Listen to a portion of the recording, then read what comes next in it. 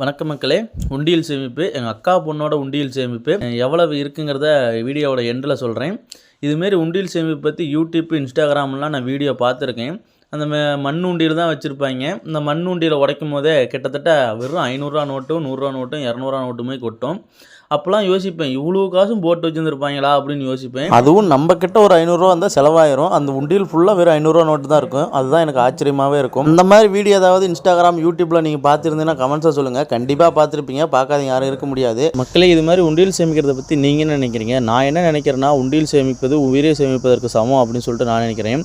இது வரைக்கும் நீங்கள் எத்தனை டைம் உண்டியல் சேர்த்துருக்கீங்க? சின்ன வயசுலேருந்து இது வரைக்கும் எவ்வளோ சேர்த்துருக்கீங்க? எத்தனை உண்டியல் சேர்த்துருக்கீங்கிறத கமெண்ட்ஸில் சொல்லுங்கள். இந்த உண்டியலில் பார்த்தீங்கன்னா சில்லறை 10 ரூபாய், 20 ரூபா, 100 ரூபாயெல்லாம் சேர்த்து ஒரு 1500 ரூபாய் இருந்துச்சு. ஒரு 1300 பக்கத்து உண்டியல் இருந்துச்சு. அப்புறம் பார்த்தீங்கன்னா ஒரு 200 ரூபாய் கையில் இருந்துச்சுன்னு சொல்லி கொடுத்தாங்க. அப்புறம் மக்களே, இப்போ கரண்ட் டைமில் யாரெல்லாம் உண்டியல் சேமிக்கிறீங்க அப்படிங்கிறத கமெண்ட்ஸில் சொல்லிட்டு போங்க. யாரெல்லாம் உண்டியல் சேமிக்கிறீங்க அப்படிங்கிறத நானும் தெரிஞ்சுக்கிறேன்.